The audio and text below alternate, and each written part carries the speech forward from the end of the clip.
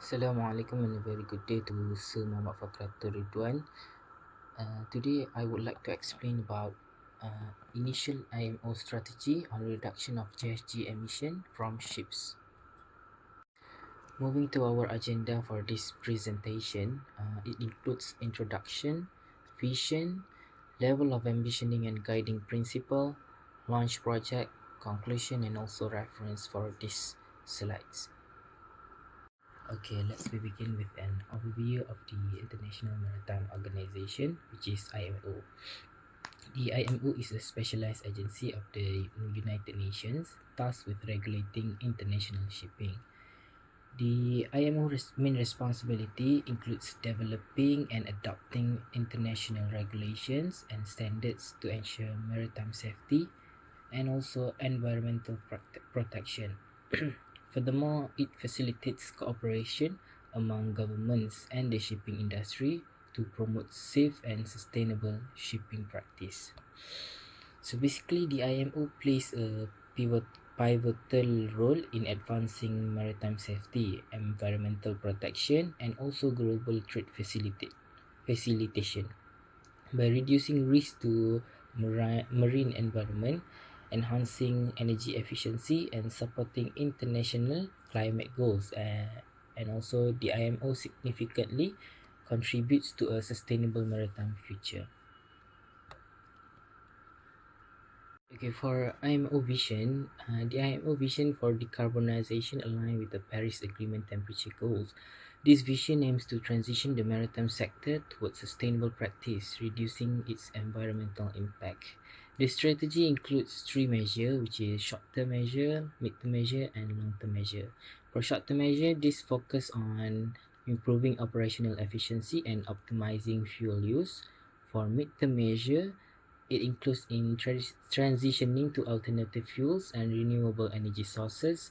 And for long-term measure, the ultimate aims is to complete the elimination of GHG emission through technological innovation and systemic changes. This phased approach ensures the gradual but impactful progress towards a sustainable maritime industry. Now let's dive into the IMO strategy roadmap to address climate changes. Over the past decade, the IMO has undertaken numerous regulatory actions aimed at cutting greenhouse gas emission from ships. And then starting from 2011, the IMO introduced energy efficiency regulation, including the EEDI, which is Energy Efficiency Design Index, and also SEEMP, which is Ship Energy Efficiency Management Plan. As we move along the timeline, significant milestones such as the DCS regulations in 2016 and the adoption of mid-term measure including biofuel and comprehensive impact assessment in 2023. And then looking ahead, the IMO roadmap envision a 40% reduction in CO2 by 2023. And then by 2050, the ultimate goal is to achieve net zero GHG emission while accommodating global shipping demands. To achieve these goals, the IMO has set ambitious targets. By 2030, international shipping must reduce its carbon intensity by at least 40%. This milestone underscores the maritime sector's contribution to global climate efforts. By 2050, the IMO aims for a 70% reduction in carbon intensity and a 50% cut in total GHG emission, greenhouse gas emission, even as global trade and shipping volumes are expected to grow. This target reflects the sector commitment to decarbonization and climate leadership. So in conclusion, the IMO strategy exemplifies how international collaboration and regulation can drive a meaningful change in mitigating climate change impact. The IMO strategy is anchored on guiding principles that ensure fairness and inclusivity. Okay, firstly is treat all ships equally and ensuring compliance with MARPOL and IMO convention. The second one is recognize different abilities and responsibility of countries as highlighted in global agreement like the Paris Accord. And the third one is enforce mandatory rules for all ships, regardless of their flag, to meet strategic goals. And the fourth one is address the challenges of developing nations, particularly small island states and the least developed countries. And the last one is base decision on evidence while considering precautionary measure to minimize harm. Okay, now we explore some key initiative launched under the IMO strategy to reduce GHG emission. This project demonstrates practical implementation effort and global collaboration. Okay, firstly, we've got Global Maritime Energy Efficiency Partnership, which we can call GLOMIP. This initiative supports developing countries in enhancing maritime energy efficiency and also reducing greenhouse gas emission. Through the practical training and resources, GLOMIP helps nations develop and enforce national policies, promoting by promoting sustainable maritime practice. This ensures that measures are not only well planned but also effectively implemented. Okay, the second one is IMO Norway Green Voyage 2050 project. This project is a joint effort by the IMO and Norway. Its aim to accelerate the global transition to low carbon shipping, and then it focuses on piloting innovative green technologies and a scalable solution. Furthermore, this training program and research initiative are core component, and then empowering nations to build capacity and inspire innovation globally. For the last one, which is data collection system, as we can call it DCS.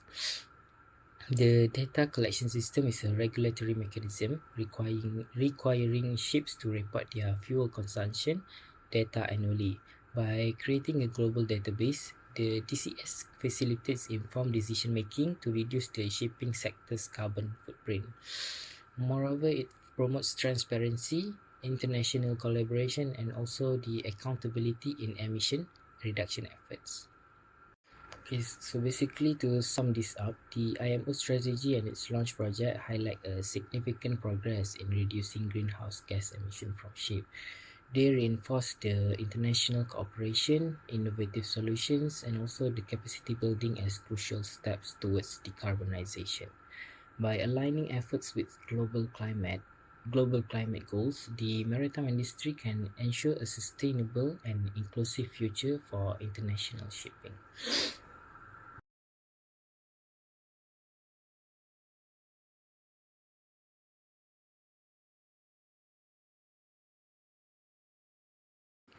For appendices, this is the fact sheet that I've got from the IMO website, which is IMO Norway Green Voyage 2050 project. The Green Voyage 2050 project addresses key issues and support the IMO initial GHG strategy implementation. According to the fourth IMO GHG study, shipping accounts for 2.89% of global anthropogenic emission, which could increase if unchecked. So the solution here is the project focus on implementing MARPOL Annex 4, supporting legal and policy reforms, developing national action plans, catalyzing private sector partnership, and also delivering pilot demonstration to accelerate technology adoption. And the impact of this project is it have garnered high level commitment from participating countries, enabling tailored capacity building tools, initial dialogues with financial institutions, and re-establishing the low carbon global industry alliance. This partnership supports innovation and the global transition to low carbon shipping. This is also the data that I got from IMO website for project data collecting system, which collecting the data about ship fuels usage. Upon taking a closer look at the DCS, which aggregate the annual fuel consumption of ships, this graph provides insight into the types of fuel used across different ships, categorized with a gross tonnage of 5000 GT and above. As seen, heavy fuel oil (HFO) dominates fuel consumption, especially in tankers, bulk carrier, and container ships, reflecting its prevalent use in large shipping operation.